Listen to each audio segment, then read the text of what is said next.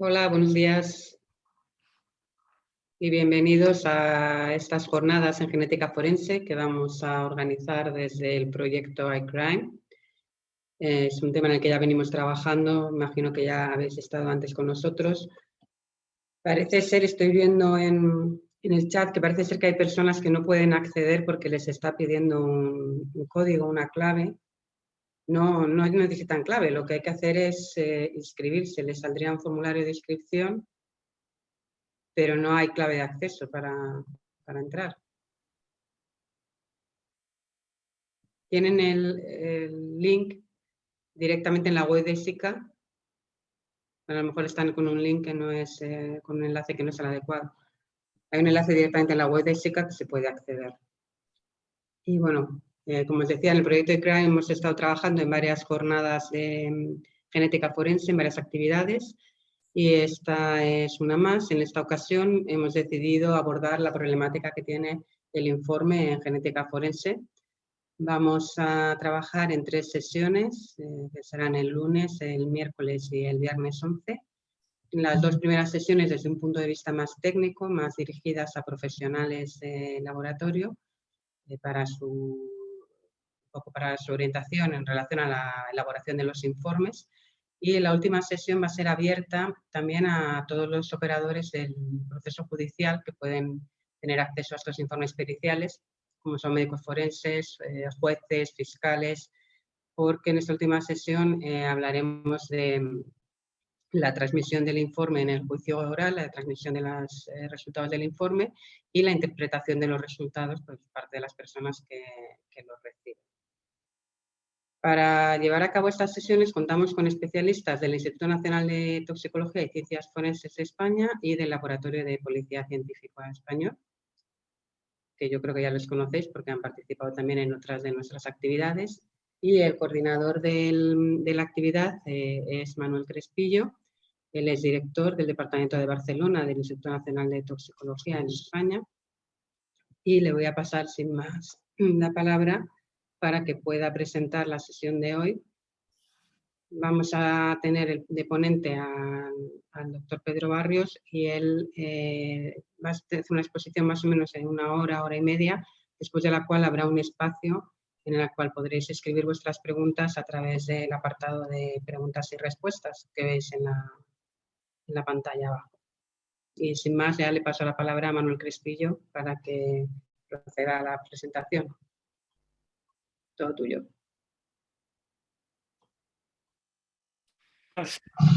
Gracias, Dolores, por la oportunidad.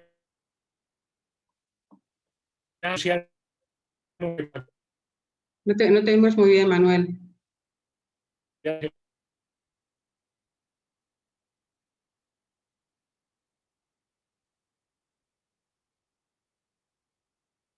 Bueno, se nos ha desconectado. Debe tener problemas, parece que tiene problemas de conexión. Bueno, voy a presentar yo al ponente y luego recuperamos a Manuel en el debate para moderar el foro de preguntas, que serán de carácter un poquito más técnico. Entonces, Pedro Barrio va a ser el ponente de hoy. Él es facultativo en el Instituto Nacional de Toxicología y Ciencias Forenses en el Departamento de Madrid. Y hoy va a abordar, no sé, Manuel, ¿te hemos recuperado o no?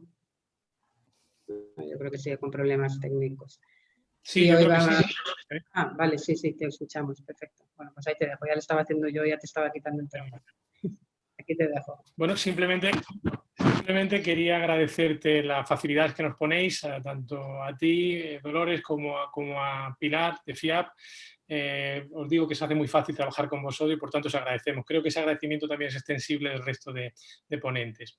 Quisiera también agradecer al SICA, a la Secretaría de Seguridad General, por el impulso también en este proyecto y por supuesto quisiera también agradecer la asistencia a todas las personas que están hoy con nosotros. Adelantaba Dolores que efectivamente la transmisión de la prueba genética no es algo sencillo, es uno de los grandes retos que nos encontramos hoy en día. Hay problemas, realmente hemos avanzado muchísimo en todo lo que son aspectos metodológicos metodológicos, técnicos que aplicamos hoy los genetistas forenses en nuestros laboratorios, pero nos encontramos con problemas importantes, sobre todo desde mi punto de vista debido a la gran distancia idiomática que existe entre nosotros y los receptores últimos de nuestros informes, que son los operadores judiciales que comentábamos anteriormente, ¿no? Nosotros, por medio de estas 3 sesiones, el objetivo fundamental es transmitiros de una manera práctica cómo resolvemos algunos de esos puntos críticos que nos encontramos a la hora de informar nuestro día a día, nuestras pericias, nuestros análisis, ¿no? Todas las personas que están ahora mismo oyendo, o muchas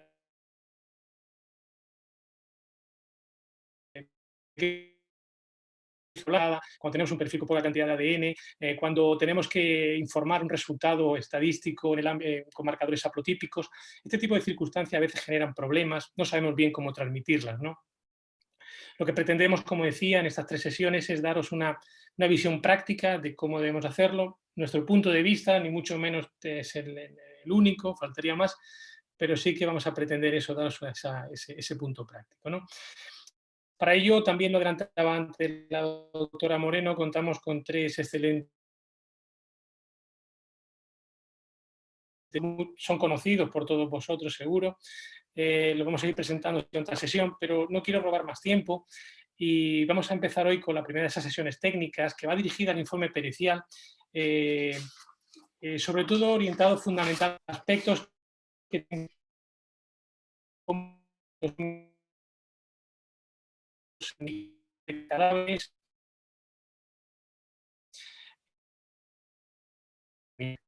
¿no? Manera, imagino que un poco más reducida, cómo informar cuando tenemos resultados para nuevos marcadores genéticos como resultado de un masivo. Para ello, contamos con la presencia del doctor Barrio. Él es facultativo, Instituto Nacional de Toxicología y Ciencias Forenses de Madrid. Es una persona con una amplísima experiencia, tanto en el campo pericial como en el campo de la investigación y el docente, ¿no? Por tanto, creo que está asegurado el éxito de esta charla. Y yo sin más tiempo que robarte, Pedro, te cedo la palabra y agradezco de nuevo tu disponibilidad. Como siempre, estás siempre al 100%, así que muchísimas gracias, Pedro. Adelante.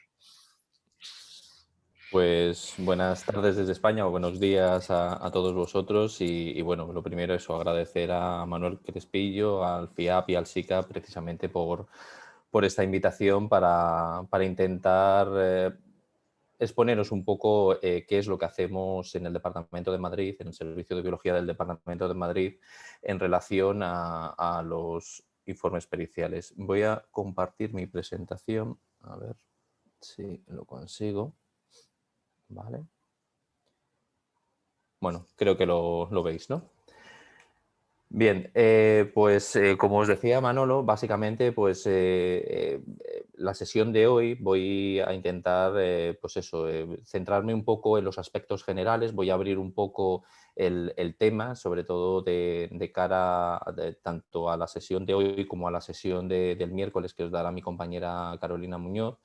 Y bueno, básicamente, aparte de esos aspectos generales, lo que es a nivel de estructura, de recomendaciones internacionales, etcétera, os voy a presentar algunos casos, algunos ejemplos prácticos sobre cómo informar o sobre cómo informamos nosotros desde el Instituto los resultados de los análisis preliminares, así como de casos de investigación biológica del parentesco, casos de identificaciones de restos cadavéricos y, como os comentaba Manolo, aquellos que cada vez se están empezando a utilizar más nuevos marcadores genéticos, como son fundamentalmente los marcadores de ancestralidad y fenotípicos. Y bueno, quería empezar esta presentación simplemente, pues eso, comentaros un poco la importancia que cada vez está teniendo más en el ámbito civil y penal la genética en general y la genética forense en particular.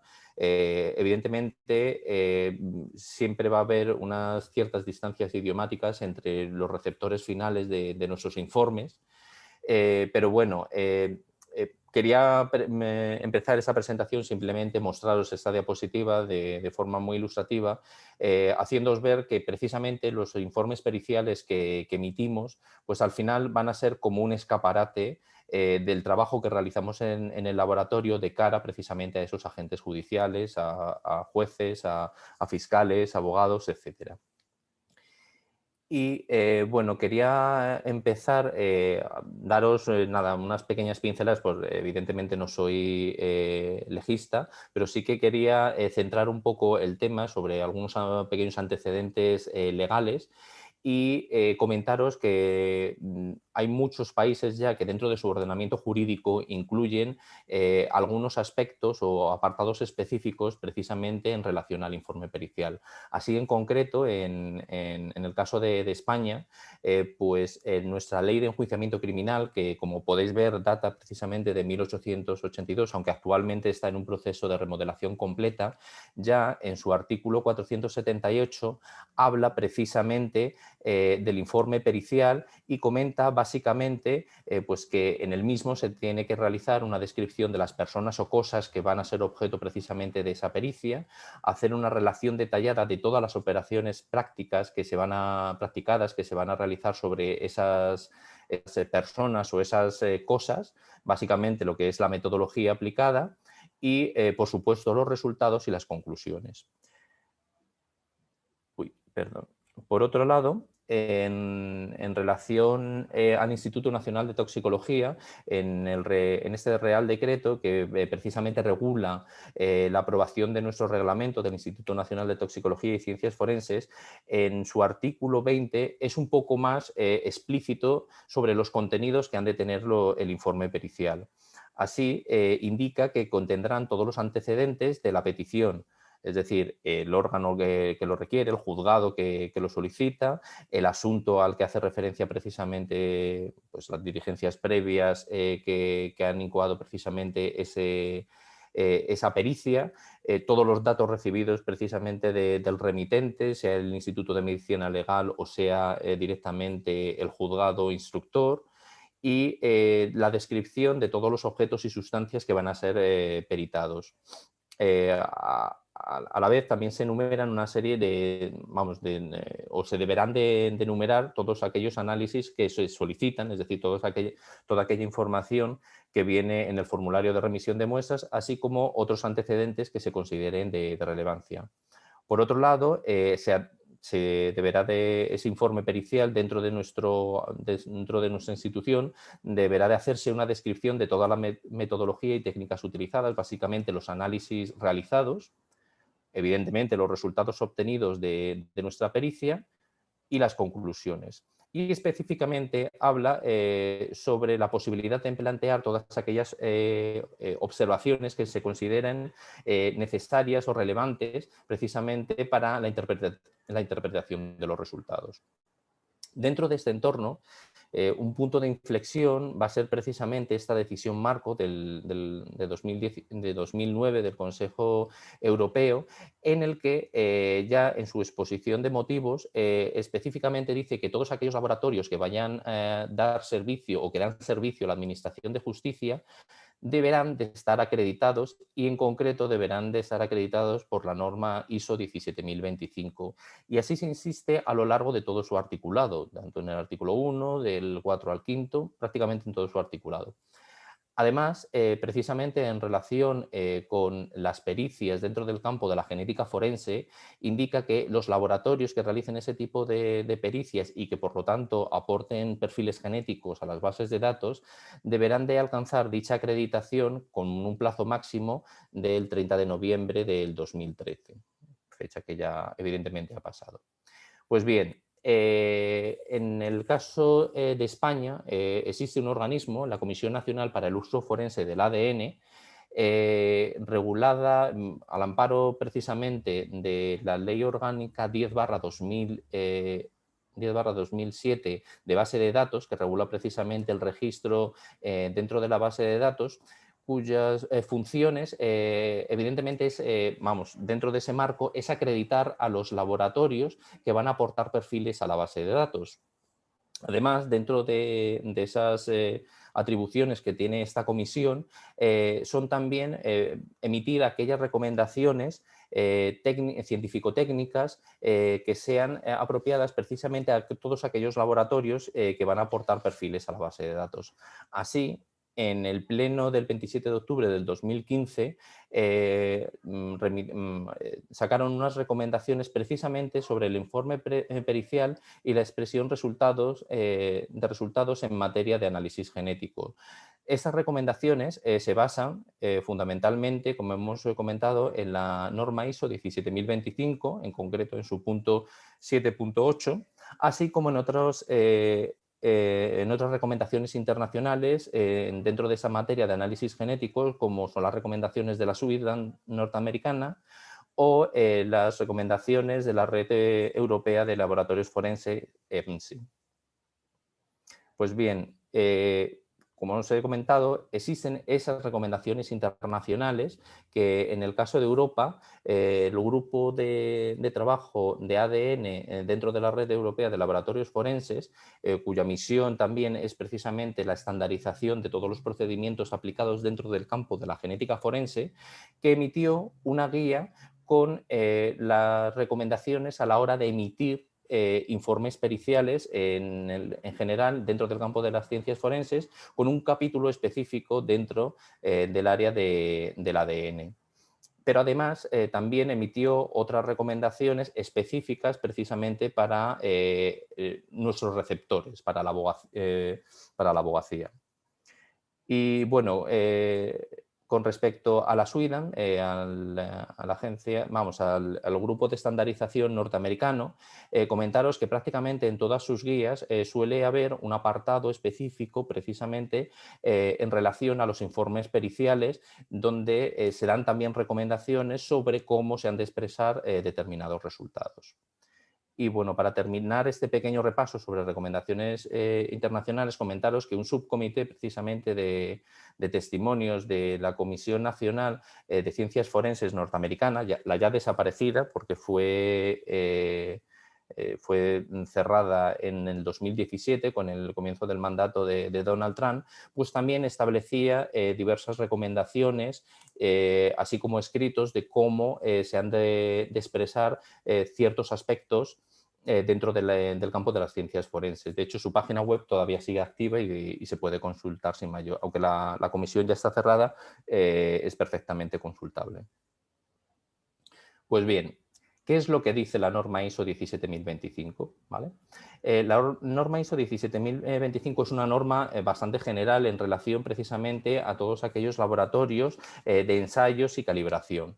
Pues tiene, como os comentaba, un apartado específico, el 7.8, que habla específicamente del informe pericial. Pues bien, en la introducción precisamente de dicho apartado, habla específicamente que los informes periciales deben de ser precisos, claros, inequívocos y objetivos, ¿vale? Vamos a intentar quedarnos con esos adjetivos que iremos repitiendo a lo largo de la presentación a medida que vayamos viendo las distintas partes del informe pericial. Pero además dice que los informes periciales han de incluir aquella información que esté de acuerdo con el cliente, en nuestro caso con los tribunales, y toda aquella información necesaria para interpretar los resultados. Bien. Pero, sin embargo, existen ciertas limitaciones. Una de las principales limitaciones, precisamente, que vamos a tener a la hora de expresar, de interpretar y de comunicar nuestros resultados va a ser esa distancia idiomática que existe precisamente entre el emisor, entre nosotros como peritos, y el receptor, jueces, el tribunal, jueces, fiscales, abogados. Pues bien, para intentar solventar esa limitación, uno de los puntos, yo creo que fundamentales, es precisamente la formación de esos receptores de nuestros informes periciales. Un ejemplo precisamente pudiera ser este curso, en concreto la sesión que va a tener lugar el viernes. Por ejemplo, en España también hay algunas iniciativas capitaneadas por el Centro de Estudios Jurídicos, precisamente encaminadas a la formación de esos agentes receptores de nuestros informes periciales.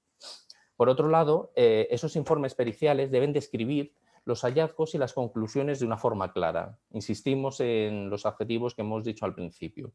¿Y cómo se consigue eso? ¿Cómo se consigue que nuestras conclusiones sean claras? Pues el laboratorio debe definir de forma muy clara qué resultados puede interpretar. Básicamente, cuáles son las limitaciones metodológicas que tiene el laboratorio. Pues, por ejemplo, en el caso del análisis de muestras con escasa cantidad de ADN, pues establecer cuáles son los umbrales necesarios para hacer esa interpretación. Por otro lado, los resultados y posteriores conclusiones han de ser objetivos. Es decir, ¿qué significa eso de que tengan que ser objetivos? Pues que han de estar basados en una validación interna en la cual precisamente se van a establecer esas limitaciones metodológicas o analíticas que tienen las técnicas que aplicamos en nuestro laboratorio. Bueno, ¿y qué es lo que dice la norma ISO en relación a las partes del informe pericial? Pues básicamente establece todas estas partes que iremos desgranando de una forma más o menos somera o extensa en función del apartado a lo largo de esta presentación. El título, el nombre y dirección del laboratorio, etc. Lo vamos a ir viendo de una forma más detallada a continuación. Y bueno, evidentemente, cada laboratorio va a tener su propio formato, pero la norma ISO sí que insiste en el hecho de que se debe de evitar cualquier confusión y mal uso. Y un punto importante precisamente en esa nota de este punto es en el que habla que los encabezados de los informes deben de tender a la máxima estandarización. Básicamente, esto lo que viene a decir es que cualquier tipo de informe que salga de nuestro centro, independientemente de que sea de genética, de que sea de análisis químicos, de que sea de drogas, a nivel formal deberá de tener una cierta estructuración y un cierto formato de forma homogénea, independientemente del tipo de resultados que estemos emitiendo. Esto es importante y precisamente el hecho de estar acreditados por la 17.025 nos va a obligar, en cierto modo, el tener una serie de protocolos normalizados de trabajo dentro de nuestra institución, precisamente que recojan todas esas características de cuál es la estructura y cuáles son los contenidos de los informes. Eso va a ser fundamental. Pues bien, metiéndonos ya de lleno en lo que son las partes del informe pericial, lo que realmente nos va a interesar, pues básicamente podemos estructurarlas de esta forma. Es decir, dentro del informe pericial va a tener que haber una parte identificativa, como comentaba nuestro Real Decreto, pues toda aquella información, evidentemente, que sirva de antecedentes al caso que nos ha entrado dentro de nuestro centro.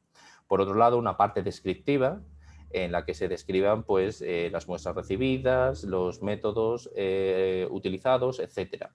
Los resultados, evidentemente, que va a ser una de las partes capitales, las conclusiones, notas en caso de que sea necesario y referencias bibliográficas. Lo vamos a ir viendo un poco de forma escalonada con un poquillo más de detalles.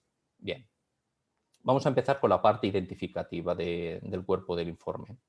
Pues bien, con este ejemplo simplemente os voy a mostrar más o menos de una forma detallada cuáles son esas partes del informe y del informe que habitualmente emitimos desde nuestra institución, desde el Instituto Nacional de Toxicología y Ciencias Forenses.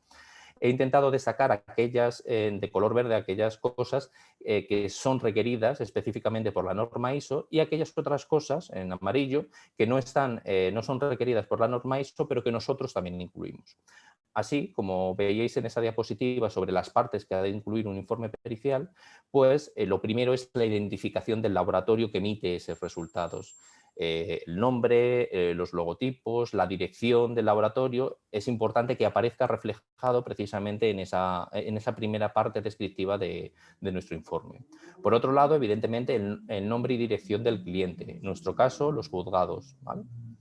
Los juzgados, fiscalías o aquellas entes que nos soliciten la emisión de un informe pericial en relación a un aspecto determinado, que nuestro Real Decreto también permite que haya otro tipo de instituciones, no solamente los juzgados o fiscalías, sino otras instituciones.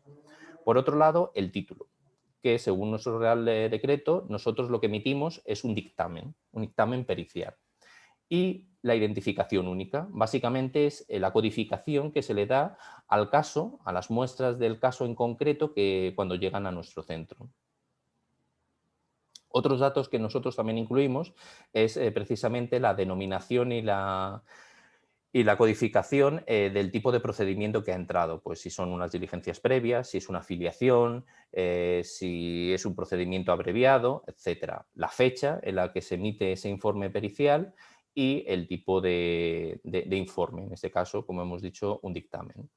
Pero además, desde nuestra institución también solemos incluir una parte introductoria, una parte de antecedentes, donde básicamente se va a recoger pues, la fecha en la que se reciben las muestras, desde qué institución se remiten, si es desde el Instituto de Medicina Legal o es desde el propio juzgado, a qué órgano interesa precisamente esa instrucción del caso, etcétera. Un pequeño resumen de los antecedentes del caso. Bien, a continuación os voy a poner algunos ejemplos distintos de los tipos de informes que se puede emitir desde nuestra institución.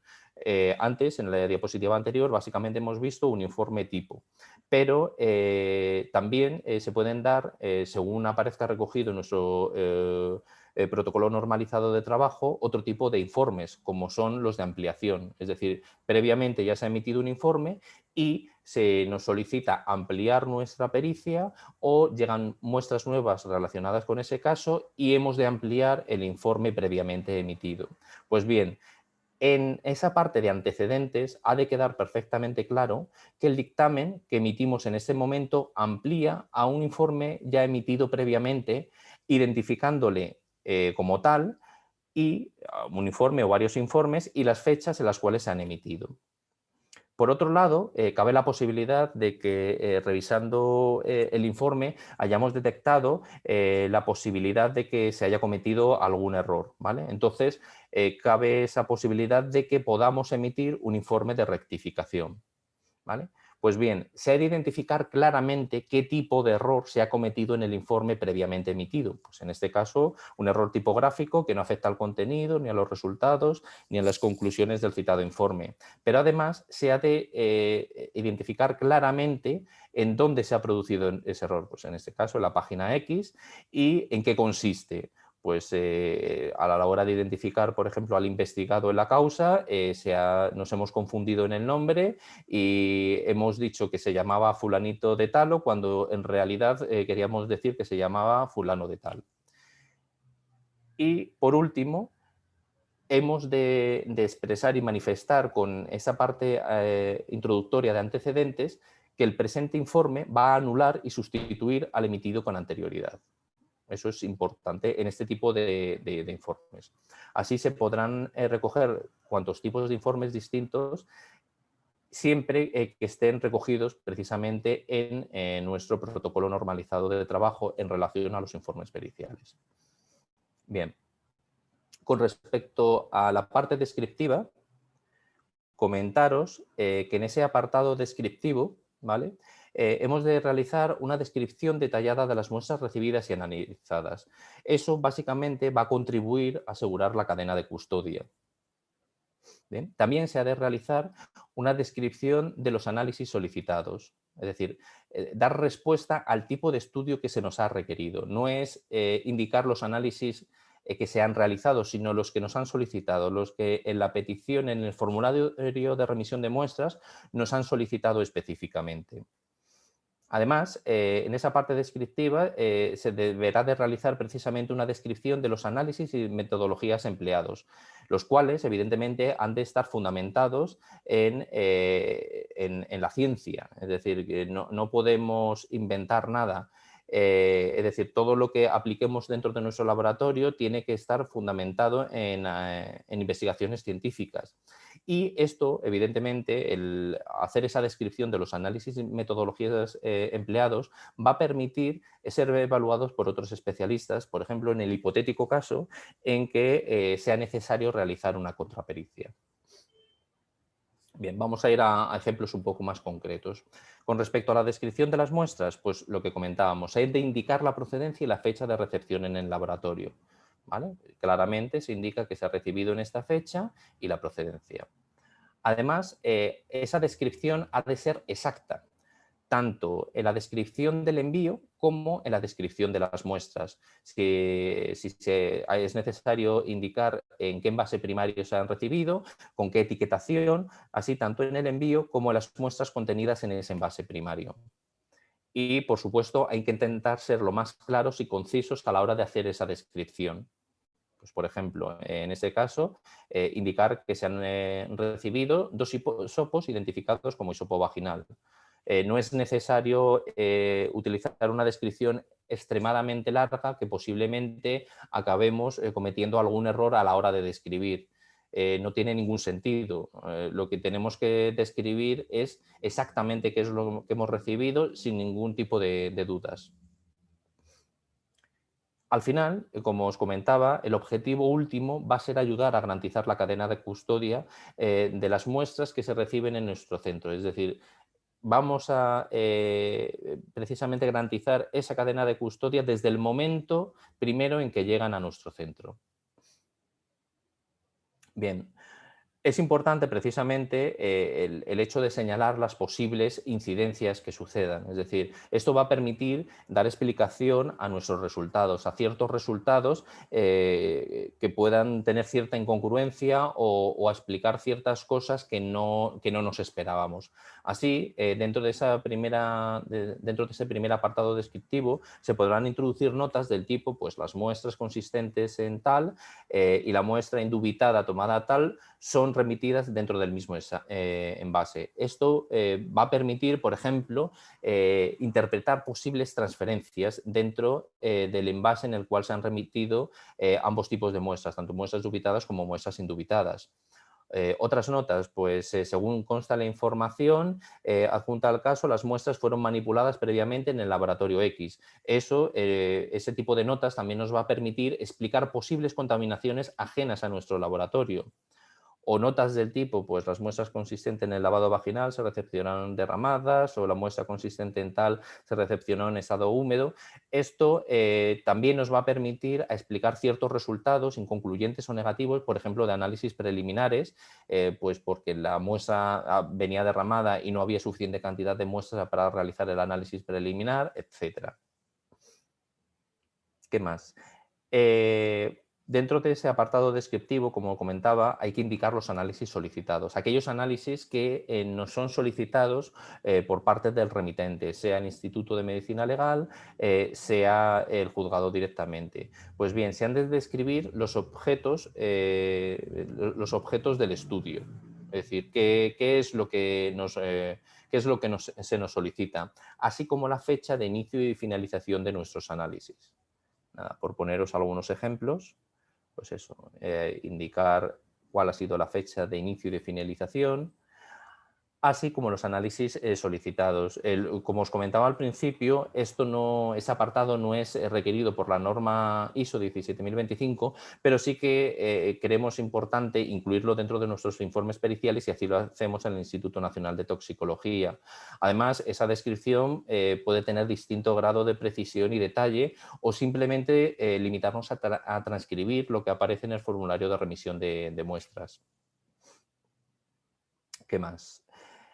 Por otro lado, dentro de ese apartado descriptivo, también debemos de recoger los análisis realizados. Pues bien, esos análisis deben describir el método científico empleado, deben permitir una correcta interpretación de las conclusiones emitidas y deben permitir una valoración del dictamen por todas las partes implicadas en el procedimiento. Como os explicaba antes, hay que describir detalladamente qué métodos hemos empleado, cómo los hemos empleado, en qué se basan, en qué artículos científicos, para, en caso de que fuera necesario o fuera solicitado, se pudiera realizar un contraanálisis siguiendo los mismos parámetros que tenemos establecidos en nuestro laboratorio. Bueno, pues aquí os pongo algunos ejemplos en los que hacemos referencia precisamente a nuestro protocolo normalizado de trabajo, el que hemos aplicado y va a explicar y va a describir la metodología empleada, o las referencias bibliográficas en las cuales se basa el método que hemos aplicado para nuestros análisis. Pues en este caso, pues en el método de extracción de material genético según X. ¿Qué más? Bien, dentro de los análisis realizados es importante reseñar cualquier tipo de desviación respecto al método validado, así como reseñar aquellos que se emplean y que no están incluidos dentro del alcance de la acreditación. De forma específica, la ISO 17025 nos recomienda o nos interpela a que hagamos esto. Así, pues, por ejemplo, en este caso, hemos utilizado nuestro PNT 1 con ciertas modificaciones, pues hay que indicarlo como tal cuando hagamos la descripción de todos los análisis realizados. O hemos utilizado un método de extracción automático que no tenemos todavía acreditado por la 17025, pues ha de aparecer acreditado. Nuestro laboratorio, como no utilizamos la marca ISO, habitualmente no solemos indicar esto. Siempre indicamos, evidentemente, en qué se basa nuestra metodología, el PNT en concreto o la referencia bibliográfica. Bien, y de forma opcional, también en esa parte descriptiva se pueden incluir todas aquellas consideraciones científicas que se crean oportunas, tanto en lo que se refiere al tratamiento estadístico empleado, peculiaridades de los marcadores de linaje, como veréis con Carol el miércoles, ciertas anomalías genéticas como mutaciones puntuales, heteroplasmia, o ciertas peculiaridades de los individuos de los cuales teóricamente proceden las muestras que permitan o que expliquen ciertas repercusiones analíticas sobre nuestros resultados. Aquí tenemos algunos ejemplos, simplemente a modo ilustrativo para que veáis, pues eso, con respecto a marcadores de cromosoma Y o la valoración estadística. Y bien, ya entrando de lleno en los resultados, básicamente estos los podemos organizar o agrupar en estas categorías: orientativas, lo que decíamos como preliminares orientativas, confirmativas, que como su nombre indica, pues van a confirmar un resultado, como puede ser la microscopía óptica para la detección de restos de semen, los análisis genéticos u otros análisis como de cuantificación, de valoración estadística, etcétera. Y por último, bueno, no es la última parte, pero la parte más importante quizás, que son las conclusiones, lo que la norma ISO 17025 denomina como interpretación de los resultados. Pues bien, como hemos dicho, quizás sea la parte más relevante del dictamen. Y es así porque en base a nuestras conclusiones es muy posible que los tribunales vayan a emitir sus sentencias y sus conclusiones, ¿vale? Pues bien, precisamente por eso hemos de intentar que esas conclusiones sean claras. Es decir, ¿qué significa esto? Pues que sean sencillas en su comprensión. Es decir, que no se utilicen perífrasis verbales excesivamente complejas, sino que sean expresadas con la suficiente claridad. Evidentemente tienen que ser precisas las conclusiones, es decir, responder exactamente a lo que se nos pide. ¿Hay restos de semen? No hay restos de semen. Objetivas. Evidentemente, han de estar basadas en la bibliografía científica y, por supuesto, en nuestras validaciones. Bueno, eso lo iremos desarrollando un poco más adelante. No han de ser equívocas, es decir, no han de llevar a ambigüedades que al final acaben produciendo malas interpretaciones. Y, evidentemente, han de ser uniformes dentro del laboratorio.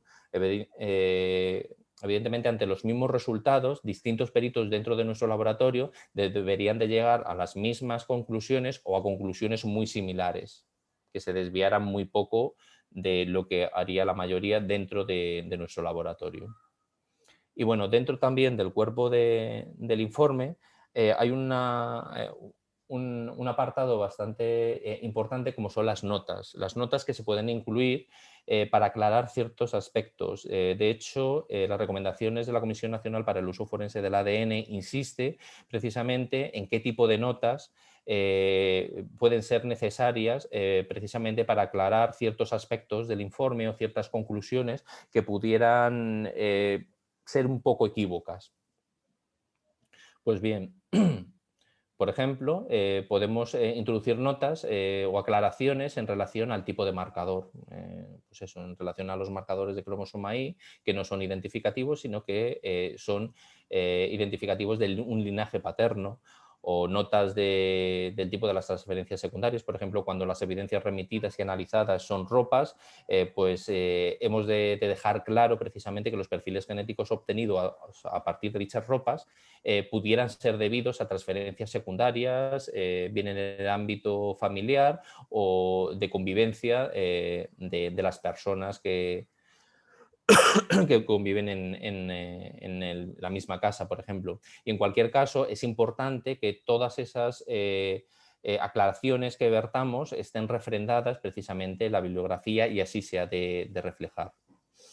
Otro tipo de notas, pues por ejemplo, aquellas muestras que no han sido analizadas, pues por ejemplo, porque se han obtenido otros resultados concluyentes en otras muestras y por no agotar otras evidencias, pues no se han analizado. Eso, evidentemente, hay que informar al juzgado que ha sido así, es decir, que hay ciertas muestras que no se han analizado o que quedan análisis pendientes y que evidentemente esos análisis serán emitidos con posterioridad en un informe de ampliación. ¿Qué más? Registro en base de datos, pues que los perfiles genéticos obtenidos de las muestras dubitadas o de las muestras de referencia puede ser necesario introducir dentro de, vamos, es plantear la posibilidad de que se puedan registrar en bases de datos. ¿Qué más? Bueno, fundamental, las notas de custodia. Las notas de custodia, al final de nuestro informe, en las que informemos precisamente de aquellas muestras, de aquellas evidencias que han sido agotadas o aquellas evidencias que se mantendrán en custodia por un tiempo determinado, indefinido, o el tiempo que corresponda o que hayamos determinado dentro de nuestro centro y que debe de quedar perfectamente explicitado dentro de nuestro informe. O aquellas evidencias, por ejemplo, las ropas que se devuelven al juzgado por si fueran necesarias como piezas de convicción. Y en cualquier caso, siempre hay que dar pie al juzgado a que haga las alegaciones oportunas o nos comuniquen a la mayor brevedad, sobre todo si se indica que va a haber ciertas muestras que con un tiempo determinado de destrucción, pues que si consideran oportuno que no se han de destruir, que nos avisen precisamente antes de finalizar ese tiempo de custodia. Y la última parte, que es la parte de las firmas, las cuales, según nuestro Real Decreto, pues, ha de estar firmado por un facultativo y así como por el jefe de servicio y con el visto bueno del director del departamento, del centro desde el cual se emite. Habitualmente nosotros ya no utilizamos ni nombre y apellido, sino que utilizamos nuestro número de identificación como funcionario público, precisamente para guardar un poco el anonimato de nuestras pericias. Y también en nuestros informes periciales introducimos otra serie de notas al final de nuestro informe, en la que me gusta destacar esta precisamente, en la que se dice que el dictamen no deberá reproducirse parcialmente sin la aprobación precisamente de nuestro centro, para evitar que otros agentes externos al proceso judicial pudieran reproducir de forma completa o parcial nuestro dictamen pericial. Y ya la última parte de lo que sería el cuerpo del informe, que serían las referencias bibliográficas. Básicamente, estas pueden haber estado especificadas a lo largo de todo el informe o bien al final en un apartado específico precisamente de bibliografía y de referencias, en las que se detallen nuestros procedimientos normalizados de trabajo que estén validados, en las que se detallen todos los aspectos técnicos para entender todos los análisis realizados por nuestro laboratorio, pero también todas aquellas recomendaciones internacionales de estandarización que se han utilizado, que se han aplicado precisamente en nuestra pericia, o aquellas bases de datos, pues por ejemplo, de ADN mitocondrial en POP o de cromosoma Y y HRD, como posiblemente veréis con mi compañera Carol. Y bueno, ya yendo a casos más particulares, pues básicamente os mostraré algunos ejemplos mucho más detallados en relación precisamente a la hora de informar resultados de análisis preliminares, aquellos casos de investigación biológica de parentesco y o identificación de restos cadavéricos y algunos casos en concreto nuevos marcadores genéticos que ya algunos laboratorios están empleando. Así, comenzando con los análisis preliminares, pues son aquellos referidos, por ejemplo, para la detección de ciertos fluidos en las evidencias que se encuentran, por ejemplo, en la escena del crimen, sean sangre, saliva, semen. Como todos sabemos, los tipos de pruebas que se suelen utilizar suelen ser las pruebas orientativas, que orientan sobre el tipo de fluido, o las confirmativas, como hemos dicho, pues por ejemplo la microscopía óptica, que nos permitiría confirmar la presencia de espermatozoides en la muestra analizada. Con respecto a las confirmativas, poco más se puede decir, pues como su nombre indica, van a confirmar una serie de evidencias del fluido que hemos encontrado en la escena del crimen. Quizás las que presenten un aspecto más limitante puedan ser las orientativas. Así, estas han de ser objetivas, es decir, han de estar basadas en una validación, en la que, por ejemplo, se establezcan el porcentaje de falsos positivos y de falsos negativos, que los operarios que realicen los análisis han de tener un buen conocimiento de los kits comerciales o los kits desarrollados dentro de nuestro laboratorio. Por lo tanto, esas técnicas han de ser aplicadas por personal cualificado. A la hora de expresar, de comunicar los resultados de este tipo de análisis, hemos de ser concretos en el sentido de decir positivo, negativo o no concluyente. No podemos emitir conclusiones. Y por lo tanto, hemos de evitar en la medida de lo posible ciertas ambigüedades como débilmente positivo, ligeramente positivo, indicios de positividad, no se puede descartar que sea positivo.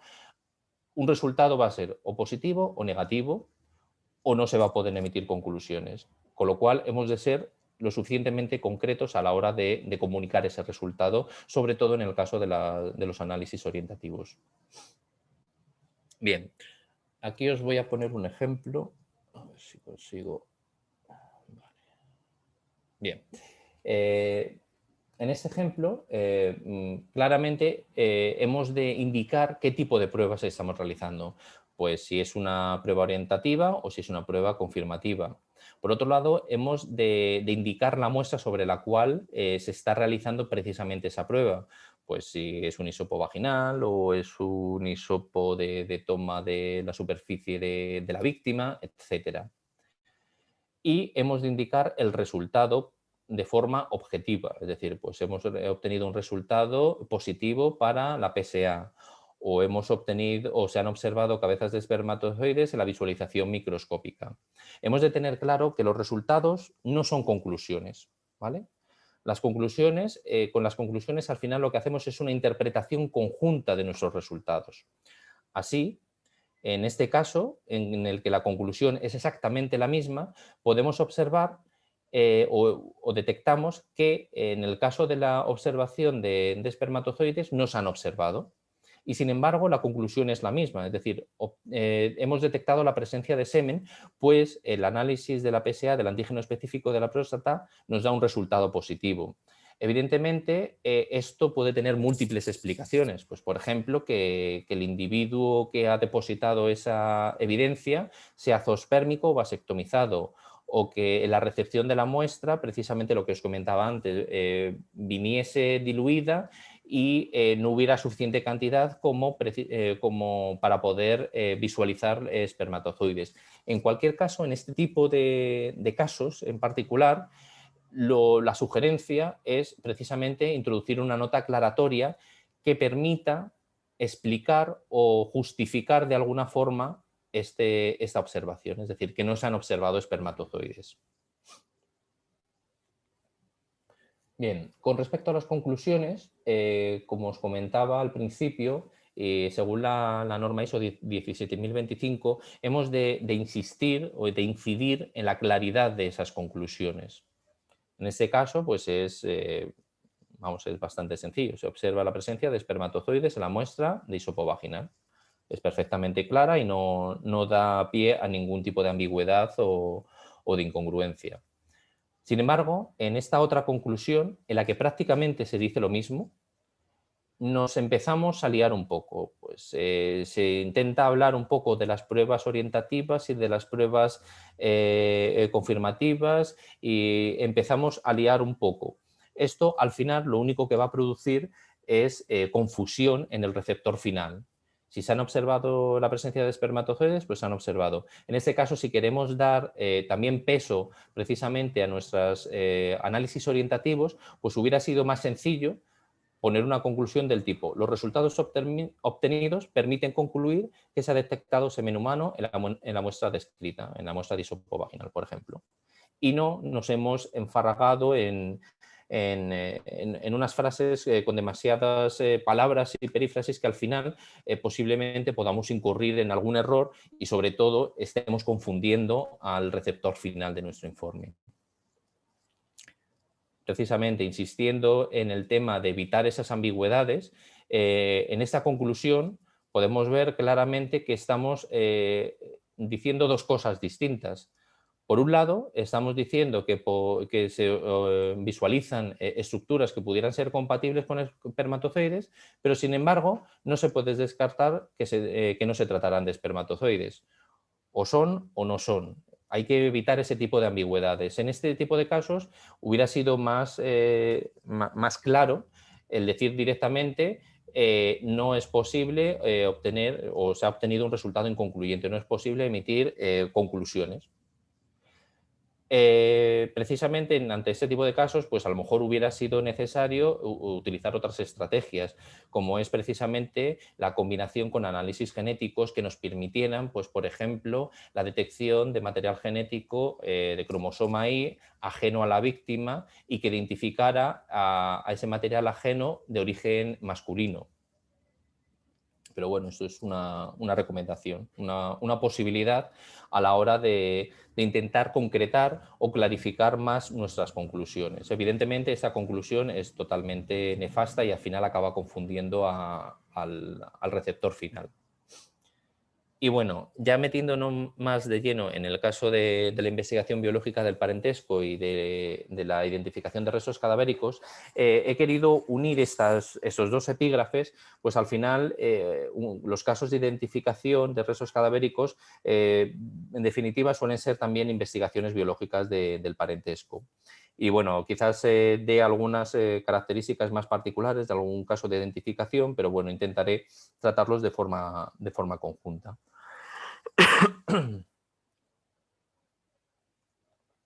Así, para este apartado he querido presentaros esta publicación precisamente de un grupo de una comisión de trabajo del grupo de habla española y portuguesa de la Sociedad Internacional de Genética Forense, la Comisión de Expresión y Comunicación de Resultados de ADN, que en 2016 sacó este artículo precisamente sobre la formulación y comunicación de opiniones evaluativas de peritos.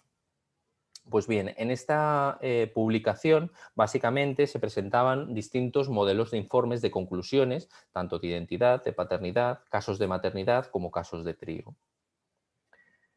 Pues bien, dentro de sus anexos aparecían distintos ejemplos, como el que os muestro en el que si vamos desgranando parte a parte, podemos ver que prácticamente, como recomendación que es, se ajusta completamente a la norma ISO 17025. Así, tenemos el título del informe, en este caso de análisis de paternidad. Tenemos la identificación única, es decir, la identificación inequívoca que se da al caso cuando nos ha llegado a nuestro centro. Los antecedentes, que eso no está incluido dentro de la 17025, pero bueno, que es importante o recomendable también introducir los antecedentes y los análisis solicitados por el centro que remite las muestras. Los análisis realizados, es decir, la metodología aplicada precisamente para realizar este análisis de paternidad. Los resultados, que en este caso hace referencia a una tabla que veremos en la siguiente diapositiva. Las conclusiones, que también desgranaremos y veremos con un poco más de detalle en siguientes diapositivas. Y para cerrar el informe, la fecha y las firmas de los peritos que han intervenido precisamente en este peritaje. Pues bien, con respecto a los resultados, esas recomendaciones y en general muchas recomendaciones lo que hacen es incidir en la recomendación, valga la redundancia, de expresar los resultados en forma de tabla. Así, básicamente, esta tabla se ha de identificar claramente las muestras analizadas, en este caso, pues eso, fulanito de tal e hijo. aquellos marcadores, en este caso aquellos STR autosómicos analizados, los cuales están bastante estandarizados. Prácticamente la mayor parte de los laboratorios suelen utilizar los mismos marcadores o bien algunos utilizarán marcadores adicionales en caso de que la paternidad así lo requiera. Y es importantísimo que precisamente el formato de la nomenclatura sea el establecido precisamente por la comunidad científica. Hay bastantes recomendaciones, entre ellas la recomendación de la Comisión de Paternidad de la Sociedad Internacional de Genética Forense, que precisamente habla en ese sentido. Estas recomendaciones de esta comisión del GEP también valora la posibilidad de incluir dentro de esa tabla de resultados los resultados estadísticos, los LR parciales para cada uno de esos marcadores. Esto no es obligatorio, pero bueno, es una recomendación que también se hace en este artículo. Y para cerrar este apartado de resultados, pues también hay todas aquellas leyendas explicativas que sean oportunas para explicar los resultados. Pues, por ejemplo, en este caso se indica que se redondea hasta los 3 decimales. En caso de que hubiera alguna pérdida o por ejemplo, hubiéramos analizado el kit Fusion y el hijo, por ejemplo, fuera una hija, fuera más femenino, pues evidentemente en aquellos marcadores de cromosoma Y pues no aparecería un resultado. Pues habría que poner una leyenda explicativa que en el caso de los marcadores de cromosoma Y, para aquellos que únicamente aparecen en aquellos que tengan cromosoma Y, pues evidentemente si la hija es una mujer, pues no va a tener esos marcadores. ¿Qué más? Esas recomendaciones también indican que en los anexos se incluyan precisamente los marcadores analizados. Básicamente ese sería el apartado sobre la metodología. Pues qué marcadores y con qué kit se han analizado, qué tipo de métodos de extracción o de amplificación o de detección se han utilizado y sobre todo qué valoraciones, cómo se ha realizado o cómo se va a realizar la valoración estadística. Eso es un punto muy importante que veremos un poco de una forma más detallada más adelante. Y además recomienda pues, la inclusión de otro tipo de anexos de forma opcional, como son las consideraciones científicas, en las que se especifique precisamente las hipótesis valoradas o otras asunciones que sean necesarias precisamente para entender los resultados obtenidos. Pues bien, a continuación os voy a mostrar algunos ejemplos de algunos casos de paternidad de nuestro centro. Y pues en el caso, por ejemplo, de la investigación biológica del parentesco, pues aparte de los métodos de extracción y de amplificación y detección, pues un punto muy importante va a ser precisamente la valoración estadística. Hay que indicar exactamente qué tipo de análisis estadístico se ha realizado o se va a realizar para esta peritación. Pues en este caso se hace el cálculo de la probabilidad de paternidad o maternidad, W, así como del índice de paternidad. También, como se indicaban en las recomendaciones precisamente de esta comisión de trabajo del GEP, se ha de especificar el software y la versión que se ha utilizado precisamente para realizar esa valoración estadística, así como la población de referencia que se ha utilizado, que en este caso es la población española. ¿Casos de identificaciones? Pues, por ejemplo, en un caso de identificación de unos restos óseos, pues evidentemente se utilizan otros métodos de extracción específicos, más orientados precisamente a muestras críticas. Pero bueno, en las muestras de referencia se utilizan métodos automatizados como el biorobot de Z1. Como en este caso se realiza una extracción de unas muestras óseas, pues se ha de realizar una cuantificación y en ese caso en concreto, con respecto a la valoración estadística, pues en ese caso se ha realizado un índice de parentesco entre hermanos de padre y madre. Como decíamos antes, también hay que explicitar qué software o software se han utilizado. En este caso se han utilizado dos software, el Familias y el Genética Forense Final. Y, por supuesto, la población de referencia, que en este caso se ha utilizado la población española. Pues bien, como vemos, y yo creo que todo el mundo tenemos claro, la valoración estadística es fundamental en la mayor parte de los informes periciales, la mayor parte, por no decir en todos los informes periciales. Pero evidentemente, ante la estadística, yo creo que, si no todos, la gran mayoría lo vemos como un campo tenebroso y bueno, complejo al fin y al cabo. Pero yo creo que todos somos conscientes de que es necesario y es fundamental precisamente realizar esa valoración estadística en la mayor parte de nuestros informes periciales. Así, en el campo de la genética forense, pues tenemos dos tipos de aproximaciones. En el caso de la investigación biológica del parentesco, la aproximación probabilística, W, y la aproximación bayesiana, LR, o índice de paternidad, como hemos estado viendo.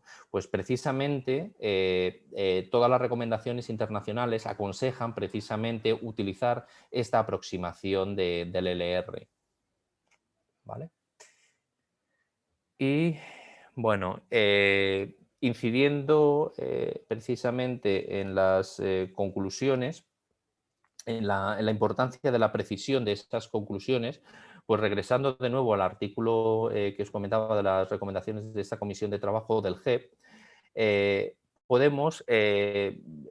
incide precisamente en esa importancia del uso del LR, en ese caso del índice de paternidad, a la hora de expresar nuestros resultados. Es muy importante la verbalización de esa contraposición de una serie de hipótesis. En este caso, pues asumiendo las condiciones que se describían en el anexo 2, en ese caso, que os comentaba anteriormente, pues los resultados obtenidos muestran que la configuración del perfil genético es 241 millones de veces más probable, asumiendo la hipótesis de que fulano de tal sea el padre biológico del hijo, frente que bajo la hipótesis de que sean individuos no relacionados genéticamente. En este caso podríamos haber puesto la conclusión de que existe una probabilidad del 99,9% de que fulano de tal sea el padre biológico. Pero como hemos dicho, las recomendaciones internacionales ya no aconsejan hacer esta aproximación probabilística porque al final acaba siendo parcial y se han de asumir una serie de condiciones previas que no son recomendables. Bien. Pues bien, ¿qué hacemos en nuestro laboratorio? Pues en nuestro laboratorio, en casos generales de investigación biológica del parentesco o identificaciones, en un caso de compatibilidad, básicamente solemos expresarlo de esta forma. Es decir, que los resultados genéticos del análisis de polimorfismos de ADN no permiten excluir a fulano de tal como padre biológico. Solemos incluir también la probabilidad de paternidad, porque es a la que más están acostumbrados los agentes judiciales, los tribunales, pero sí o sí incluimos el índice de paternidad, el LR, que al final va a ser el que verbalicemos, como hemos visto en el ejemplo anterior. Es decir, el índice de paternidad indica que es X veces más probable el resultado genético observado si consideramos que fulano de tal es el padre del hijo, frente a que lo sea una persona tomada al azar. Os he querido poner este ejemplo también porque cabe la posibilidad, pues por ejemplo, que en base a diversos estudios, en nuestra población hemos detectado que hay marcadores, como por ejemplo el von Willebrand y el D12, que pudieran estar ligados. Y por tanto, al estar ligados, a haber desequilibrio de ligamiento, no se van a incluir en los análisis estadísticos. Pues precisamente dichos particulares, en caso de darse, que ya pues en caso de la población española no se suele dar, pues habría que incluir ese tipo de notas. Otro ejemplo de caso de compatibilidad en un caso de identificación, pues precisamente cuando el análisis genético se refiera precisamente no a una muestra de referencia, sino a una muestra, lo que se denomina una muestra o lo que denominamos una muestra atribuida. Es decir, únicamente podemos decir que el donante de los restos biológicos depositados, pues por ejemplo, en un cepillo de dientes, en una maquinilla de afeitar, en un cepillo de pelo, no permitirían excluir que fueran el padre, es decir, ese donante fuera el padre biológico del hijo. De nuevo, podemos expresar la probabilidad de paternidad, el índice de paternidad. Pero bueno, os he puesto ese ejemplo porque en estos casos en concreto, en esos casos de identificación, es necesario introducir notas de este tipo. Por ejemplo, para determinar que el donante de los restos biológicos depositados en el cepillo de dientes analizado, es decir, para hacer esa determinación, sería necesario el envío de muestras de referencias indubitadas para autentificar dichos restos, ¿vale? Y esto, pues, ¿cómo se puede hacer? Pues hemos de indicar al juzgado la necesidad, pues, por ejemplo, de que nos envíen muestras antemortem hospitalarias que pudiera haber del individuo en concreto, como biopsias, tejidos en portaobjetos, etcétera. O también que nos remitieran otras muestras de referencias de familiares del donante precisamente de esos restos biológicos en ese cepillo de dientes, pues hermanos, padres, etcétera. Vale. ¿Y qué pasaría, pues, por ejemplo, en aquellos casos de identificaciones en los que se nos envía las muestras de restos cadavéricos, en ese caso, pues un metacarpiano izquierdo del cadáver, y no se dispone de familiares con los que comparar? Pues nosotros habitualmente solemos emitir un preinforme en el que indicamos dicho particular, que hemos obtenido un perfil genético valorable, ¿vale?, precisamente en esa muestra, y que el mismo puede ser objeto de cotejo. Pues bien, en ese tipo de casos solemos incluir notas para informar al juzgado de la necesidad precisamente de poder realizar ese análisis comparativo. Pues bien, con el envío de muestras indubitadas de familiares, ¿vale? O bien, en caso de que que el forense o el juez no tuviera ninguna sospecha de la identidad del cadáver, pues normalmente se solicita permiso para el registro del perfil genético obtenido en la base de datos, en nuestro caso la base de datos CODIS. Bien. Y ya para terminar este bloque, pues mostraros un ejemplo de conclusión en aquellos casos en los que se ha producido una exclusión. Pues básicamente lo que se indica es que los resultados genéticos permiten excluir que fulano de tal es el padre biológico. Os he puesto este ejemplo en concreto porque es importante precisamente en los casos de exclusión indicar esas inconsistencias, señalar aquellos marcadores que han permitido hacer esa exclusión. Pues en este caso en concreto es una exclusión bastante clara porque prácticamente son 18 marcadores. Creo que aquí se ha analizado Fusion, que son 23, pues prácticamente la mayor parte de los marcadores han permitido excluir. Pero evidentemente a la hora de expresar nuestras conclusiones hemos de tener en cuenta también nuestros protocolos normalizados de trabajo donde establezcamos precisamente el número de marcadores que permitan llegar a esa exclusión. Es decir, pues si según recomendaciones internacionales hemos establecido que por encima de los 3 marcadores se puede dar por cierta la exclusión, pues así se ha de indicar. Y si no llegamos a ese número mínimo de marcadores para dar por cierta la exclusión, pues deberemos de aplicar evidentemente tasas de mutación a la hora de hacer la valoración estadística. Y bueno, creo que ya voy un poco bastante apurado de tiempo. Voy a acabar con ejemplos de casos específicos de nuevos marcadores que cada vez se están utilizando más. Son las últimas investigaciones y sobre todo proyectos de investigación internacionales están permitiendo una cierta estandarización y una cierta regularización de ciertos marcadores, como son, por ejemplo, los marcadores para la estimación del origen biogeográfico o la ancestralidad de los individuos, así como otros marcadores de características externas visibles, como marcadores fenotípicos, que darían información precisamente sobre el color de ojos, el color de piel o el color de pelo, así como otras muchas características que también se están estudiando, como la presencia de pecas o la posibilidad de un patrón de calvicie. Pues bien, os voy a mostrar algunos ejemplos así de forma muy, muy rápida para que veáis cómo se podrían comunicar los resultados de esos nuevos marcadores que cada vez se van a ir posiblemente aplicando más. Pues en el caso del origen biogeográfico, en análisis realizado, evidentemente, hemos de dejar perfectamente claro qué marcadores, qué tipo de análisis se está realizando. En este caso, la predicción del origen biogeográfico, que en este caso en concreto pues, se ha realizado con 34 SNP. Se deberá de indicar en qué se basa ese método.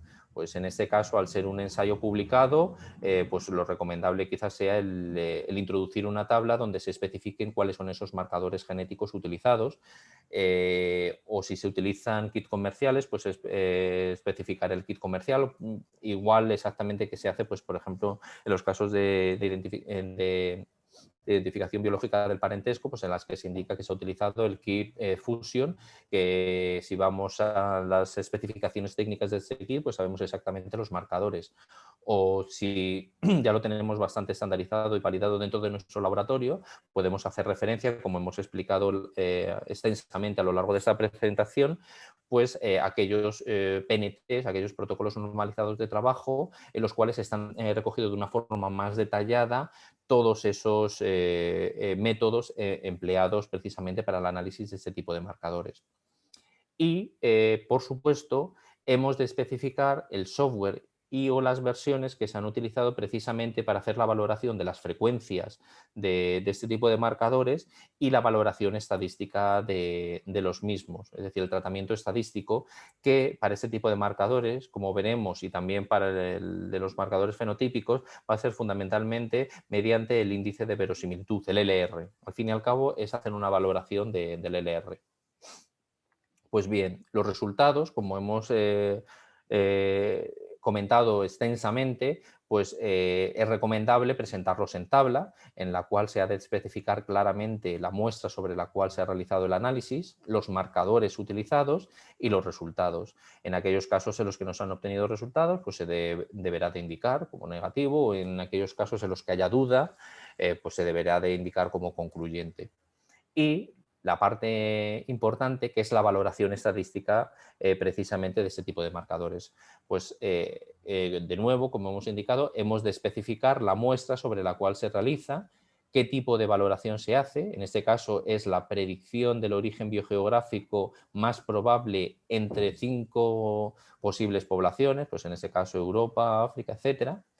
¿Qué valoración se hace? En este caso la valoración del LR con la fórmula específica y las hipótesis que planteamos. Pues en este caso valoramos que el donante de esta muestra sea un individuo de origen europeo frente a que sea un individuo del este asiático y el resultado que hemos obtenido al respecto. En este caso es habitual valorar distintas parejas de hipótesis del LR precisamente para ir descartando distintos grupos poblacionales. Pues en este caso, la hipótesis de que el donante de este indicio pues, sea de origen europeo frente a que sea de Oceanía y el resultado. Pues bien, a la hora de expresar las conclusiones, en este caso en concreto, por ejemplo, podríamos decir que el donante de esta muestra es de origen europeo, pero como hemos ido diciendo a lo largo de la charla, eso no sería preciso, ¿vale? Y estaríamos haciendo una deducción que no es del todo correcta. Más que nada porque nosotros no tenemos la certeza de que no es europeo, sino lo que hemos hecho es valorar, mediante precisamente la valoración del LR, hipótesis contrapuestas que nos han dado un resultado. Así, en las conclusiones deberemos de expresarlo de esa forma, pues indicando los marcadores que se han utilizado y para qué se han utilizado para la predicción del origen biogeográfico y expresando el resultado. Pues es X veces más probable de ser europeo que de ser del este asiático y X veces más probable de ser europeo a ser de Oceanía. Algo que no sería preciso sería decir que el donante de la muestra X es de origen europeo. Deberíamos de expresarlo de esta forma, como una valoración del LR.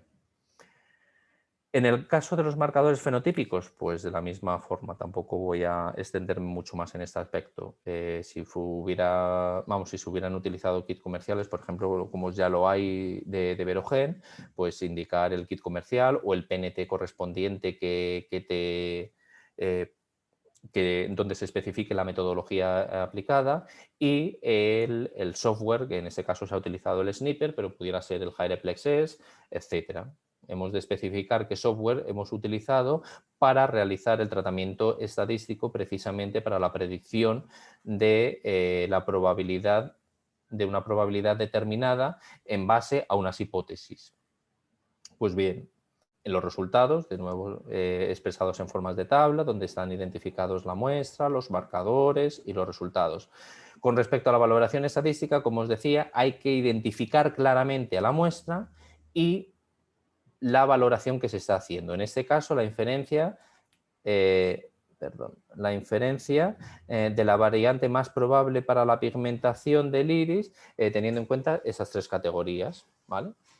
Y expresamos precisamente las hipótesis, pues que el donante de esta muestra, en este caso del hisopo vaginal, sea un individuo que tenga el iris de color marrón frente a que sea de color intermedio, con el resultado correspondiente, y lo mismo para la otra pareja de hipótesis, que tenga un iris de color marrón a que tenga de color azul, con el resultado correspondiente.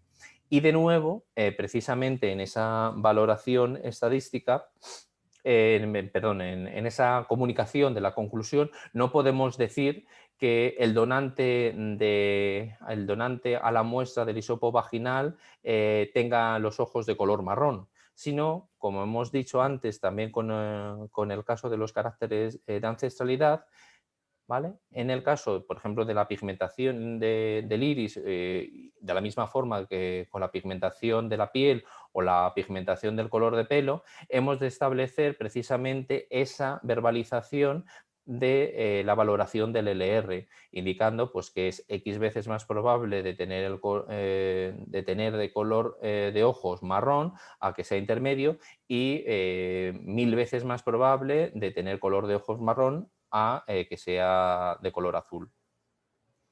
Y quería ya cerrar para la presentación, creo que todavía me queda un poquillo de tiempo, voy a ir un poco rápido. Ya simplemente es haceros un resumen de todo lo que hemos visto, que ha sido bastante, y pues eso, a modo de conclusiones finales, simplemente pues indicaros que la valoración e interpretación de los resultados hay que ser prudentes y basar nuestra interpretación y conclusiones sobre hechos objetivos, no lucubrar. Es como diría Ángel Carracedo, no ser el perito dogmático con expresiones del tipo en base a mi experiencia. Es decir, hay que evitar ese tipo de expresiones, ¿vale? No hay que lucubrar sino basarse todo en hechos científicos. Por lo tanto, la interpretación de los resultados se deben fundamentar precisamente en esos estándares de calidad internacionales referendados por la bibliografía en el dictamen, como hemos comentado. El laboratorio también debe de emplear un criterio único de interpretación ante las diferentes situaciones planteadas. Todo ello, evidentemente, debe estar reflejado en nuestros protocolos normalizados de trabajo, de forma que todos los peritos más o menos sigamos sigamos los mismos criterios. ¿Qué más? Los peritos y el personal implicado en la interpretación, en la supervisión y ratificación, evidentemente deben de contar con una formación adecuada y continuada, como esta, por ejemplo. Y, por lo tanto, el laboratorio debe contar con los medios que permitan formar adecuadamente a su personal. Fondos bibliográficos, cursos de formación, que permita precisamente esa renovación y esa actualización de los peritos que van a informar, informar sus dictámenes. Y en relación precisamente a la presentación de los dictámenes, hay que ser claros y concisos, especialmente en el apartado de conclusiones, ¿vale? Pero no incompletos, es decir, hay que llegar a un equilibrio, es lo que os comentaba, no podemos decir, pues por ejemplo, que el donante a la muestra de hisopo vaginal tiene los ojos de color marrón, sino que hay que ser lo suficientemente preciso y establecer precisamente la verbalización del LR para cada una de las hipótesis contrapuestas. Hemos de aportar toda la información que realmente sea relevante para el caso, para la interpretación del caso. No hemos de levantar, evidentemente, falsas expectativas sobre los resultados. Hemos de incluir todas aquellas notas explicativas y aclaratorias que creamos oportunas si vemos que nuestros resultados pudieran llevar a ciertas incomprensiones, pues lo que os comentaba antes. Tenemos un resultado, no hemos visualizado espermatozoides en la muestra, pero sin embargo hemos obtenido un resultado positivo en PSA, un resultado bastante claro. Pues evidentemente deberemos de introducir aquellas notas que explicaran dicho particular, pues que el individuo que ha donado esa muestra pues pueda ser azoospermico o estar vasectomizado. Otras circunstancias precisamente con respecto a la remisión de las mismas. Hay que indicar si hay muestras no analizadas, lo que os comentaba, y la posibilidad de análisis si el juzgado así lo requiere. Contemplar la participación de otros laboratorios, es decir, si nuestro laboratorio, por ejemplo, no hace estudios de la estimación de la ancestralidad, y creemos que pueden aportar algo, pues hemos de informar al juzgado de la posibilidad de que haya otros laboratorios que pudieran realizar ese tipo de estudios. Y, por supuesto, hemos de ser muy cuidadosos en la expresión y de las frases empleadas, especialmente en el apartado de conclusiones. Es preferible utilizar expresiones del tipo es compatible o no se puede excluir a utilizar expresiones que no sean lo suficientemente precisas. Y bueno, tenía alguna cosilla más, pero creo que por no saturaros más, creo que aquí voy a acabar. Y nada, muchas gracias. Espero no haberos aburrido demasiado. Y bueno, si tenéis alguna pregunta, pues nada, encantado de intentar solventarla o yo o mis compañeros Carol, Manolo, Lourdes. Muchas gracias, Pedro, por tu intervención, por tu presentación. Yo creo que ha sido bastante clara y muy ilustrativos todos. Y al menos para mí, pues ha quedado así. Tenemos tiempo ahora para algunas preguntas. Como veis, tenemos un apartado de preguntas y respuestas. Podéis ir formulando por ahí vuestras preguntas. Ya hay algunas preguntas en el chat que te las paso en este momento, Pedro. Son las siguientes. Magda Patricia Jiménez pregunta que si en los análisis realizados cuando reportas en el informe y hace referencia al procedimiento de trabajo, si se indica la versión concreta de ese procedimiento de trabajo o no hacéis alusión a la versión concreta. En nuestro caso no hacemos alusión a la versión de nuestro PNT del procedimiento normalizado de trabajo, simplemente nos limitamos a hacer referencia al PNT, pero no se hace referencia a esa versión. En cualquier caso, en el servicio de garantía de calidad, en base a la fecha de ese informe, se podría trazar si ha habido una modificación lo suficientemente contundente como para que pueda explicar ciertas diferencias, a lo mejor en una peritación hecha en el año 2002 a una peritación hecha en el año 2021. No sé si explico un poco. Por supuesto, gracias, Pedro. Por supuesto, si algún otro de los de los profesores, Carol o Lourdes, que Manolo, se te oye entrecortado. Se muestra tu cuerpo.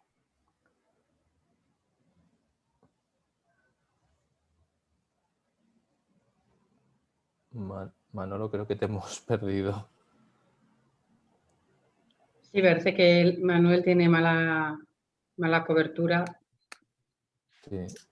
No sé, estaba comentando él que si Carolina o Lourdes querían añadir alguna cosa en algún momento, que creo que ya le hemos recuperado, ¿no, Manuel? ¿Estás? Sí. Yo sí os veo, quiero tener la conexión bien estable. Nos preguntaban, Pedro, que hasta cuánto tiempo podemos tomar muestra de un cadáver. ¿En qué sentido? Por ejemplo, para valorar precisamente, yo qué sé, la existencia de restos de semen, pues es que no sé en qué sentido. No especifica más, No Pedro. Imagino que especifica. debe ser por antigüedad. ¿Cuánto tiempo de antigüedad? Imagino, no lo sé, no hay más datos. Al final yo creo que eso va a depender mucho de las circunstancias, de la taxonomía del enterramiento, ¿no? Evidentemente, en aquellas zonas más húmedas, pues, por ejemplo en Galicia, la conservación de los restos óseos suele ser bastante peor y se suelen coextraer con inhibidores que evidentemente van a comprometer más los análisis. A veces, ya digo No, que depende un poco de eso, de las condiciones taxonómicas, y puedes obtener unos resultados fantásticos con restos de una antigüedad de 50 años o restos imposibles, por ejemplo, en los casos de inmigrantes, en los casos de que han sufrido un ahogamiento, en los que suele haber más problemas a la hora de obtener un perfil genético completo.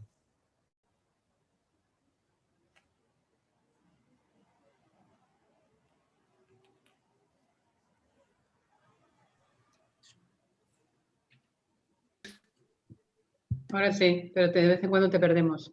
que no sé qué debe pasar aquí. Bueno, nos dicen que si podemos compartir las presentaciones, depende de vosotros sobre todo, y esto, bueno, supongo que no habrá inconveniente, pero bueno, en última instancia depende de vosotros. El compartir las presentaciones lo están pidiendo. Y nos pregunta también Magda Patricia Jiménez, Pedro, ¿alguna recomendación para reportar resultados de DNSG, de NGS, quiero decir? De secuenciación masiva, pues depende de los resultados obtenidos. En el caso de STRs tampoco hay muchas recomendaciones diferentes a las que ya se están aplicando con los STRs habituales, salvo que se quiera afinar más y, por ejemplo, reportar información relativa a las regiones flanqueantes. Ahora mismo existen algunas recomendaciones, pero todavía están en proceso precisamente de redacción de otras recomendaciones de la Comisión Strand para la nomenclatura de los STRs tipados por secuenciación masiva.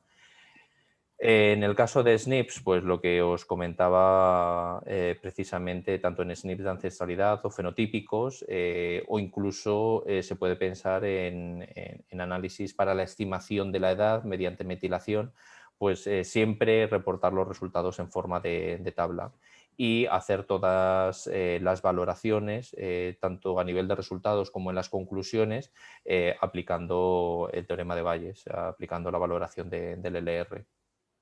Eso es fundamental. No sé si iba en ese sentido o... Pero nos preguntan también, mira Custodio, en un caso de ampliación, por ejemplo, ¿recomendaría incluir imágenes de la prenda donde se ha señalado dónde se ha tomado la muestra concretamente y señalar dónde se ha tomado la muestra concretamente?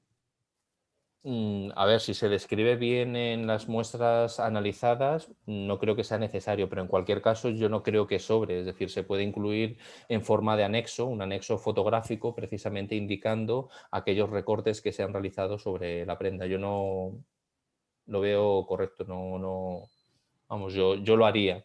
Nosotros habitualmente no lo hacemos, intentamos hacer una descripción detallada, pues por ejemplo se recorta el fragmento del extremo distal de la manga de la chaqueta, de la manga derecha de la chaqueta, pero quizás sea interesante precisamente ese reportaje fotográfico, que yo sí lo incluiría como anexo fotográfico al final del dictamen. Pedro, a Digna Pineda no le quedó claro el tema de las firmas, cuando decíais que no utilizáis el nombre. Sí, en España yo creo que en general prácticamente todos los cuerpos policiales y nosotros desde pues hace relativamente poco, no, hace ya unos cuantos años, hace como 6 o 7 años, lo que hacemos, en lugar de poner nuestro nombre, ponemos nuestro número de identificación, nuestro número de funcionario. Es lo que se denomina nuestro CI. Es una forma también de mantener nuestra privacidad, en el sentido de que como nuestros informes periciales van a todas las partes del proceso judicial, pues se pudiera dar el caso de que pudieran intentar, si el informe pericial no les agrada, pues pudieran intentar localizarnos y tomar ciertas acciones. Entonces, ahora la verdad es que con las mascarillas y precisamente con ese anonimato, pues se protege un poco bastante, sobre todo en aquellos casos que son más mediáticos. Yo creo que es una buena estrategia utilizar ese número de identificación, que el juzgado en todo momento va a saber con quién está contactando, pero de cara a las partes, pues no tienen mucha más información que ese número de identificación de funcionario. Gracias, Pedro. Marvin Robles nos dice cuánto tiempo se puede mantener una muestra de sangre para llevar a cabo una prueba de ADN. La custodia básicamente es la que establezca cada laboratorio, siempre y cuando su ordenamiento jurídico lo permita. En nuestro caso, no sé si va en ese sentido o yo creo que va en la conservación. Yo ahora mismo estoy analizando un caso de hace 20 años que está a punto de prescribir y hay muestras de sangre que han estado congeladas y que funcionan perfectamente. Evidentemente, en ese caso, como eran muestras de un caso de homicidio, pues se han mantenido en custodia de forma indefinida. No sé si va en el sentido de la custodia o en el sentido de la obtención de resultados. Aquí nos dice que cómo reportamos en caso de mezcla las conclusiones. Yo creo que mañana hablará Carol de esto. ¿Verdad, Carol? Sí, sí. Bueno, Mañana lo veremos. Lo vamos a desarrollar todo. Nos dice también otro de los asistentes: todo caso objeto de estudio para ADN debe llevar un informe preliminar con resultados orientativos o de confirmación. Pedro. Eso depende un poco también de la sistemática que tenga cada laboratorio. A ver, en nuestro caso, pues por ejemplo, en los casos de agresiones sexuales, como los análisis genéticos se suelen llevar bastante tiempo, nosotros habitualmente solemos sacar un preinforme indicando precisamente pues, que se han detectado restos de semen y que se interesa precisamente la obtención del perfil genético de esos restos de semen para su comparación con un posible agresor, si es conocido, o para su registro en base de datos, que eso supongo yo que Carol el miércoles os lo comentará más detalladamente. Pero en principio nosotros solemos sacar ese tipo de preinformes de esa parte preliminar, de análisis preliminares. Gracias, Pedro. Nos preguntan también que si en un caso de exclusión de paternidad se deben informar todos los marcadores que se han empleado o única y exclusivamente aquellos que resultan incompatibles. A ver, lo que os comentaba, quizás a lo mejor no he incidido demasiado en el tema. A ver, independientemente de que sea una inclusión o una exclusión, en los resultados se ha de incluir la tabla de los marcadores, de los resultados de los marcadores. Es decir, se incluyen todos los marcadores. A lo que me refería era que las conclusiones sí que indicamos que ha existido esa exclusión y especificamos en qué marcadores genéticos ha habido esa exclusión. Pero en resultados siempre vamos a incluir la tabla con los perfiles genéticos tanto del presunto padre como del hijo, de los hijos o los hermanos. Es decir, se incluyen todos los marcadores. Tenemos otra pregunta, Pedro, que dice que ¿cómo determinamos por medio de ADN que un abuelo también es el padre de una persona? Por ejemplo, en el caso de violaciones de carácter sexual de padres a hijas. ¿Que cómo lo determinamos? A ver, dependerá del caso, evidentemente. Si hemos detectado restos de semen, pues vamos a analizar genéticamente esos restos de semen y, por ejemplo, ya tenemos algunos software, véase como el LRMIS Studio o el Euroformix, que permiten valorar o contemplar la posibilidad de que exista una cierta relación genética entre la víctima y el investigado en este caso.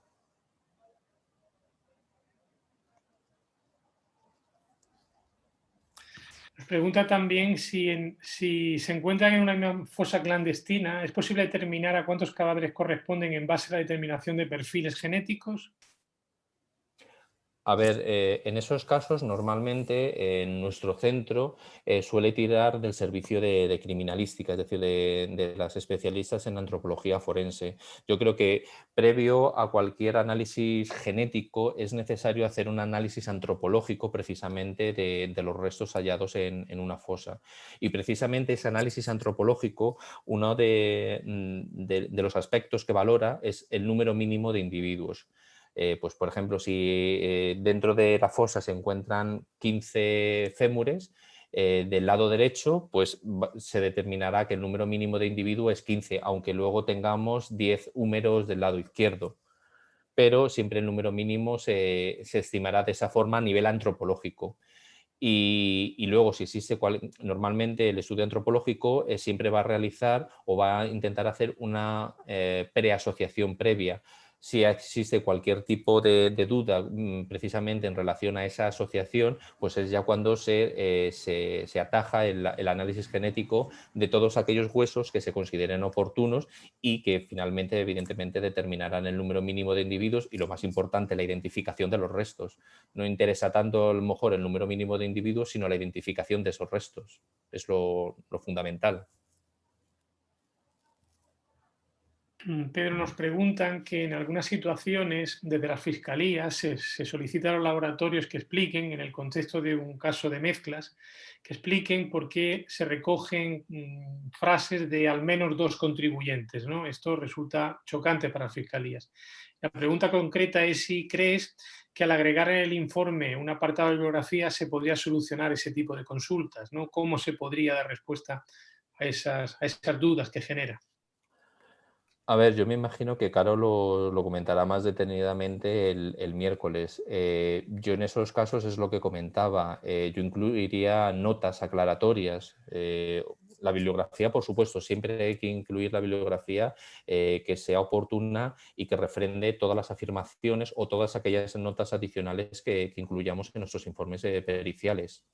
Pero vamos, es una combinación tanto evidentemente de la bibliografía, porque la fiscalía ni el juez se va a leer esas referencias bibliográficas, como de las notas aclaratorias sí, las notas aclaratorias que se introduzcan, quizás a lo mejor para explicar. Si vemos que de forma reiterada desde la fiscalía nos llegan cuestiones de ese tipo, de qué queremos decir con eso, pues a lo mejor de forma rutinaria deberíamos de incluir en nuestros informes periciales, en el caso de que se den mezclas, pues ese tipo de notas.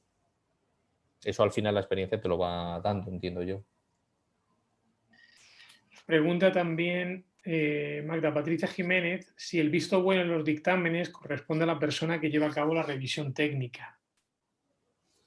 No. En nuestro caso, por nuestro reglamento, básicamente todos los informes periciales, sobre todo en casos criminales, van firmados por 2 peritos siempre que sea posible. Esos 2 peritos, uno es el que a nivel técnico realiza prácticamente toda la parte analítica y toda la valoración, y luego el segundo perito es el que realiza una revisión técnica, hace una revisión, una segunda edición, por ejemplo, de los perfiles, revisa todos los cálculos estadísticos realizados por el primer perito y luego el jefe de servicio pues, realizará la revisión que corresponda, pero no tanto a nivel técnico, sino a nivel de otros aspectos o valorando si es necesario realizar otros análisis. Y el visto bueno es del director y es un visto bueno, no es una revisión técnica, simplemente da el ok para que salga ese informe. Pedro, nos pregunta Mira Custodio, ¿alguna consideración que se pueda incluir en los dictámenes cuando únicamente se obtiene un perfil femenino en un indicio con detección de fluido seminal y espermatozoides?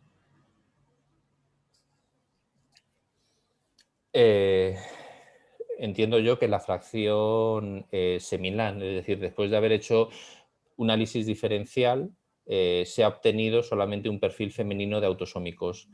Yo entiendo que en esos casos se ha realizado una cuantificación. Sí que es cierto que pues, en algunos casos en los que está muy degradado en las cabezas de espermatozoides, cabe la posibilidad que durante el análisis diferencial no obtengamos un perfil de autosómicos completos para el componente masculino. o sea tan mínimo que esté enmascarado dentro de ese perfil mezcla.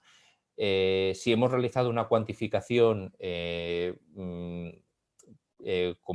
compuesta, es decir, en la que valoramos tanto el componente de ADN total como introducimos una sonda específica de cromosoma Y, podemos valorar en qué nivel está, en qué desproporción está precisamente ese componente masculino, y quizás en esos casos, en lugar de hacer un abordaje, eso supongo yo que lo explicará Carolina, pero en lugar de hacer un abordaje mediante marcadores STRs, que nuestro componente masculino a lo mejor puede estar enmascarado, pues interesa un abordaje mediante marcadores de cromosoma Y. No sé si se refería a eso. Yo creo que sí. Y Pedro, ya la última pregunta, y disculpa esta batería, este bombardeo, de Domingo Joaquín Guido Novoa, dice: ¿cómo se concluye en caso de agresión sexual entre parientes cercanos, padre agresor y la víctima su hija? ¿Qué conclusión emites en este tipo de contextos? A nivel de análisis preliminares, el mismo tipo de conclusiones. A nivel genético, pues el que corresponda después de hecha la valoración. Es decir, eso yo me imagino que a lo mejor Carolina os explicará. En el caso de que estén relacionados, pues se indicará el LR obtenido y contraponiendo precisamente las hipótesis valoradas, y precisamente en esa contraposición de las hipótesis valoradas se contemplará la posibilidad de que el perfil genético obtenido a partir de la muestra analizada proceda de un pariente de la víctima frente a que sea otro individuo no emparentado con la víctima, por ejemplo. No sé si a lo mejor Lourdes puede aportar algo más. No, nada más, Pedro. Simplemente, pues eso se puede contemplar en las hipótesis. Normalmente da igual que estén emparentados o no si se tiene muestra indubitada de los dos, porque siempre vamos, si no hay dropout ni cosas de esas, porque siempre el numerador va a ser 1.